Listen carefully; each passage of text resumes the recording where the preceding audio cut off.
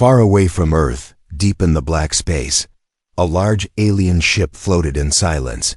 The ship was not from any planet nearby. It belonged to the Zark Collective, a powerful alien race that had conquered many worlds. They had fast ships, strong armies, and smart machines. But today, something had made them stop. Inside the command center of the ship, tall, thin creatures with glowing blue skin looked at a big screen. On the screen, there was a small blue and green planet, Earth. Commander Krell, the leader of the ship, crossed his long arms. His voice was cold. What is this? These energy levels? This planet is not advanced, but this power, it is dangerous. Another alien, a scientist named Veeler, answered him. Commander, we detected the energy from a weapons test. It came from the surface of the planet. The heat, the explosion. It's unlike anything we've seen from a level 3 civilization. Commander Krell frowned. Level 3, they look primitive. They don't have space travel beyond their moon, no warp engines, no planetary shields. And yet, he stared at the data. That explosion, it was enough to destroy a city. Maybe more, Veeler nodded. We thought it was a natural event. But no, Commander, it was a test. A weapon. Krell leaned closer. Send a probe. I want to see it myself. A small drone shot out from the alien ship. It flew quietly toward Earth. Hiding in the clouds, no one on Earth noticed it. The drone had one job: to observe. It flew over oceans, cities, deserts, and forests. It recorded everything. What it found made the aliens very confused and afraid. The humans were not united. They had many countries. They often fought each other in small wars. Yet they had built giant bombs that could destroy everything. They had metal birds that flew faster than sound. They had weapons in space and machines that could see through walls.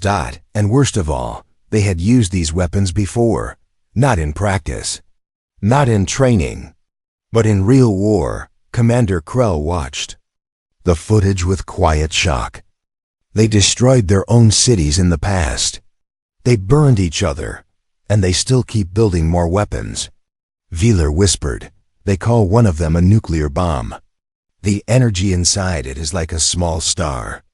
If they launched many of these, they could burn their whole planet. Yet, they still keep them ready. Krell asked, then why haven't they used them again? They have fought wars after that. Why didn't they use these terrible weapons again? Veeler showed him something else, images of human history.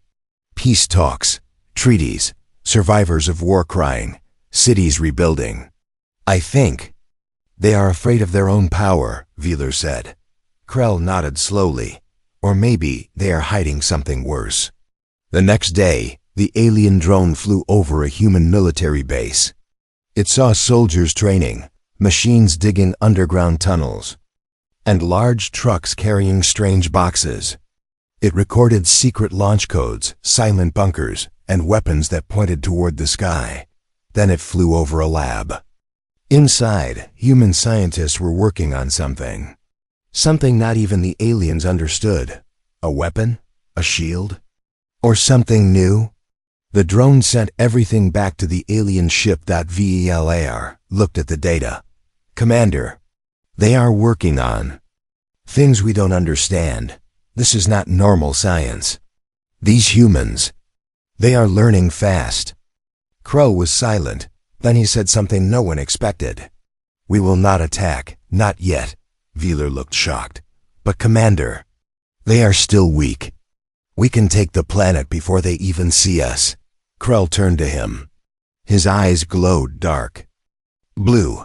And if we are wrong, if they are not weak, if they are just quiet, what if they don't fight because they don't have to? He stepped closer to the screen. These humans, they scare me. Veeler whispered. What do we do now? Krell said. We watch. We learn, and we do not make them our enemy. Not unless we are ready to lose. The air was cold. The street was busy. People walked past each other in a hurry, holding coffee cups and looking at phones. No one noticed the man standing still. He was tall, too tall. His eyes didn't blink. His smile never moved. His clothes looked normal, but too perfect. No wrinkles, no dirt. He looked human, but he wasn't. His name was Zarn, and he came from the stars. The Zark Collective had sent him to Earth, not as a soldier, not to attack, but to observe, to learn, to understand how dangerous the humans really were. He had one order: if they are a threat, find out how much time we have before they destroy us. Zarn had studied many planets before. He had seen war, death, and weapons. But Earth was different. The humans smiled, they laughed, they played music, they built cities. But under all of it, there was something dark, something cold, something hidden. Zarn felt it. Every time he walked past a soldier, or a scientist, or even a child playing with a toy tank, he felt it. These people are used to war. He walked through museums. He saw giant bombs, burned tanks, and pictures of cities that were turned to ashes. He read names of millions who had died. He watched videos of men in suits pressing buttons, and missiles flying into the sky. But that wasn't what shocked him. It was what happened after. They rebuilt. They moved on. They smiled again. These people survive anything. One evening, Zarn sat in a small human cafe. He pretended to drink coffee. His fake face smiled. A young man next to him was reading news on his laptop. More nuclear weapons tested in secret, the headline said. Zarn read over his shoulder. They still test those weapons. They say it's for protection. But protection from what? Each other? Or something else? The man turned to Zarn. Crazy world, huh? Zarn nodded. Very unstable. The man laughed. Nah, it's always like this, but we never break. We always come back stronger. Those words hit Zarn like a blast. They never break. The next day, Zarn visited a military tech expo. It was open to the public. Machines walked, drones flew, and guns fired without people touching them. He watched a soldier explain a new weapon to a crowd. This small drone can find a target in under 5 seconds. It can decide who to kill by scanning their face. The people clapped. Zarn felt cold inside. They let machines choose death, and they clapped for it. He moved on to a robot dog with a gun on its back, then to a jet that could fly into space and drop bombs from orbit, then to a satellite system that could shut down any city's power in minutes. Humans cheered. They were proud. They build death like it's art, and they smile while doing it. Later that night, Zarn sat on a tall building and looked at the stars. He pressed his finger to his ear. Report to command, he said in his own alien language. A voice answered, report status. Zarn was quiet for a moment. Then he said, they hide behind smiles. They pretend to be soft. But they are not. These humans, they don't just fight wars. They remember every war. And they plan for the next one, even during peace. Are they preparing for us? The voice asked. Zarn looked down at the city lights. No, they are preparing for anyone. Anyone who dares challenge them. Can we win? The voice asked.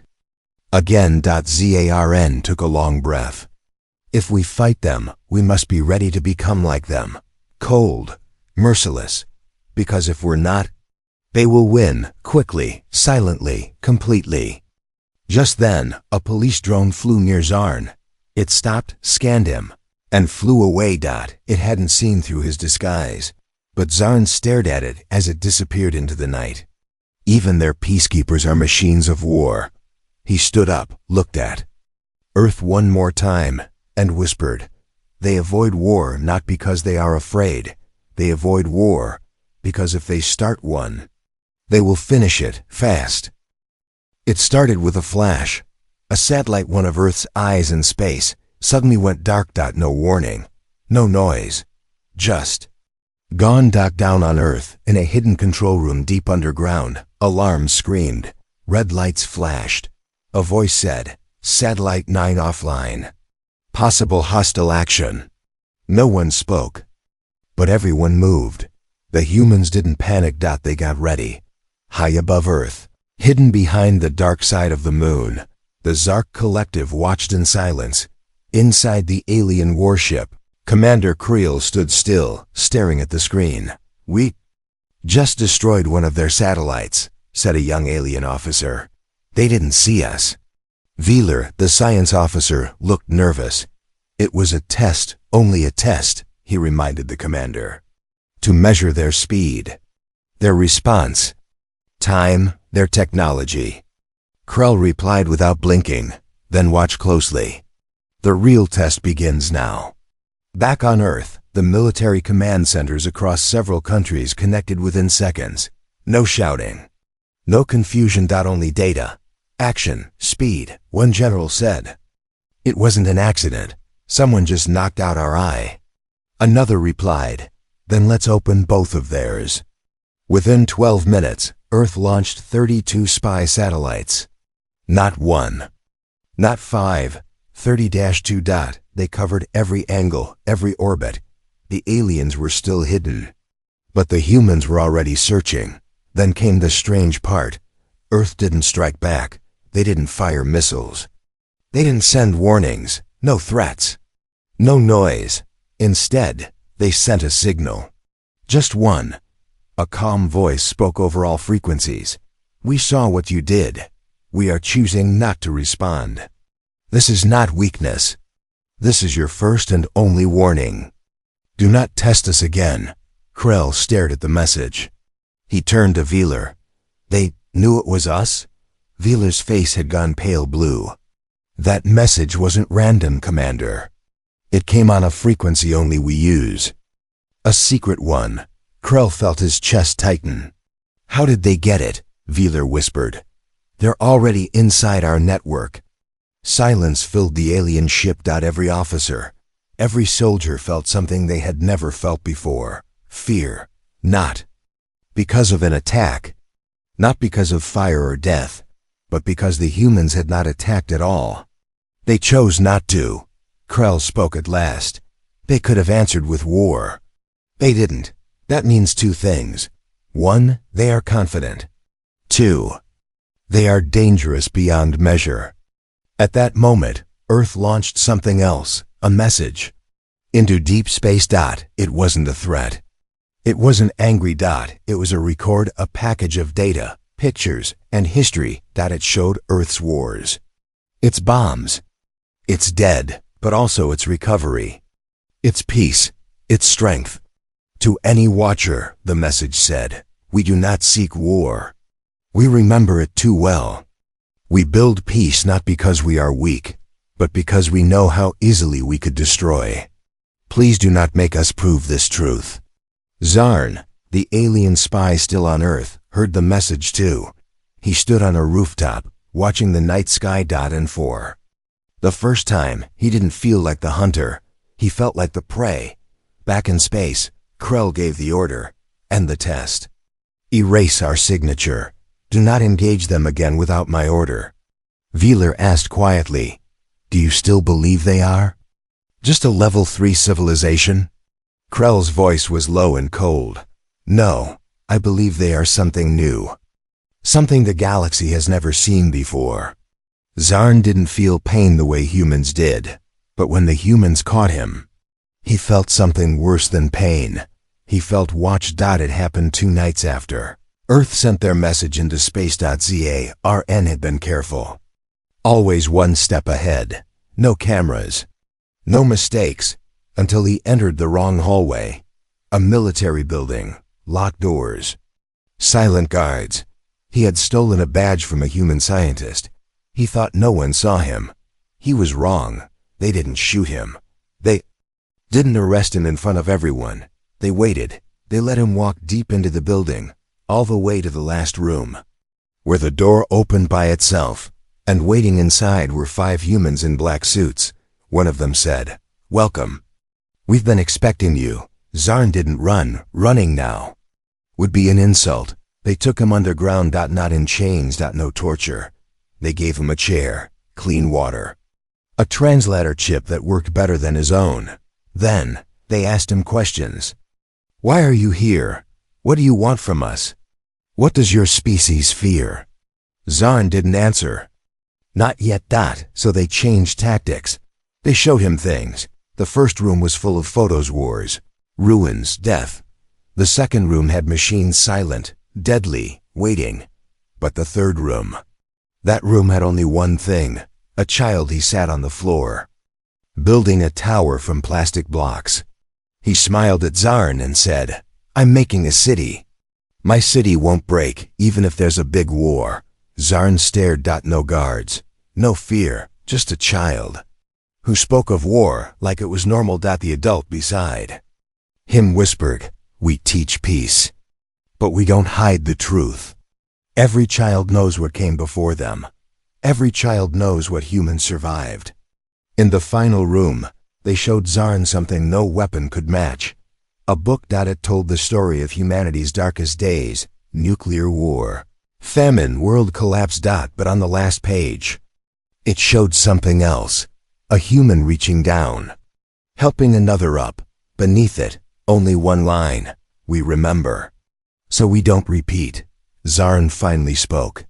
You carry the weight of your past like armor. The human nodded. Exactly. That's why we don't strike first. That's why we don't start wars. Zarn looked the human in the eyes. But you end them, completely. Later they gave Zarn a choice. You can leave, return to your ship, or stay and learn. He asked, why let me go? The human answered simply, because we're not afraid of you.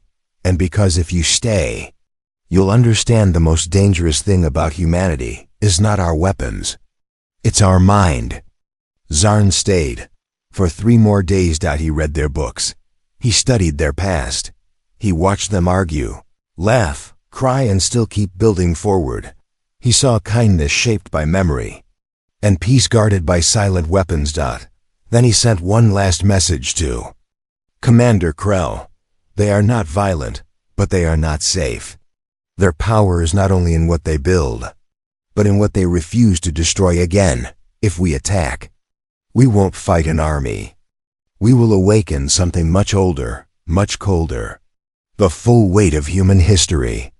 And somewhere in that quiet Earth base, a human scientist wrote a note in her journal. The alien came here looking for weapons. But what scared him the most was the human heart. In the heart of a golden star system, far from Earth, the Galactic High Council gathered. These were the oldest rulers in the galaxy. They did not fear war. They created war. They had watched stars be born and die. They had destroyed planets with a single order, but today, they sat in silence, because today they were reading Zarn's report on humans. The council chamber was shaped like a ring. Floating lights moved around the heads of 27 different alien species. Some had wings, some had tentacles. Some were just light and smoke. But all of them were quiet now. High Speaker Malver, a being made of shifting crystal, read from the report with a shaking voice. They have weapons we do not understand. They have machines that learn faster than ours. They train for wars that haven't happened yet. And still, they do not strike first. He looked up. Because they do not need to. A four-eyed creature from the War Clan said loudly, "So what? We are still stronger. Their planet is small. Their reach is short. They are isolated." An old aquatic being answered, her voice slow and deep. "And yet, they did what even we could not. They built weapons that could end their world, and then they chose not to use them." Another voice joined. "They remember every war, every death, every scar. They carry that pain into every future decision." The chamber began to shift. Lights dimmed. The fear was growing. Then the council played the human broadcast again. The message Earth had sent into space after the satellite attack. "We do not seek war. We remember it too well. We build peace not because we are weak, but because we know how easily we could destroy. Please do not make us prove this truth." For a moment, no one spoke. Then Malvar asked, "Who among you wishes to test them?" No hands rose. No voices answered. Instead, one member asked, "What happens if they leave their planet? What if they come out here?" Everyone turned to look at him. Another voice replied, soft and grim, "Then we pray they remain as peaceful out there as they are down there." Meanwhile, deep in the military core of the Zark Collective, Commander Krell was summoned. He stood before the council. Malvar stared at him through crystal eyes. "You poked the humans," he said. "What did you learn?" Krell's answer was simple. "They don't fight because it is easy. They avoid war because they already know how to win it." One counselor whispered, "You're afraid of them?" Krell replied without emotion, "No, I fear what they would become if someone made them angry." Then, the council made a quiet vote. No war with Earth, no contact, no threat. Earth was to be left alone, not because they were weak, but because they were too strong to predict. Malvar ended the meeting with only one sentence: "If they ever come knocking, don't answer." The door. Far away, on Earth, a child launched a model rocket into the sky. He laughed and said to his father, "One day, I want to fly out there and meet aliens."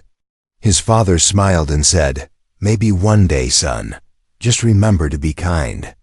Above them, in orbit, human satellites turned slowly, watching everything. Waiting. It began with a laugh, not from a human, but from an alien warlord named Threxen. He sat on a throne of bones, floating inside a black steel ship the size of a city. Around him stood warriors in thick armor, chanting his name. Threxen had read the reports on Earth. He had seen the warnings, and he laughed. "They're afraid of a small blue planet? They hide from a race that hasn't even left its star system? Let me remind the galaxy what fear really looks like." And so he made the mistake. He decided to attack Earth. The council warned him, Krell warned him, even Zarn, now back on the Zark ship, said quietly, "If you do this, they won't just fight. They'll finish you." But Threxen didn't listen. He wanted to send a message, not just to Earth, but to the whole galaxy. And so, one cold morning, the sky above a small human colony turned black. It wasn't on Earth itself, but on Mars, where humans were building a quiet base, with families and children and greenhouses. Threxen thought it would be a soft target. He thought wrong.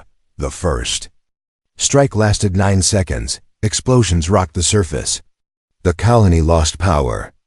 Dust filled the air.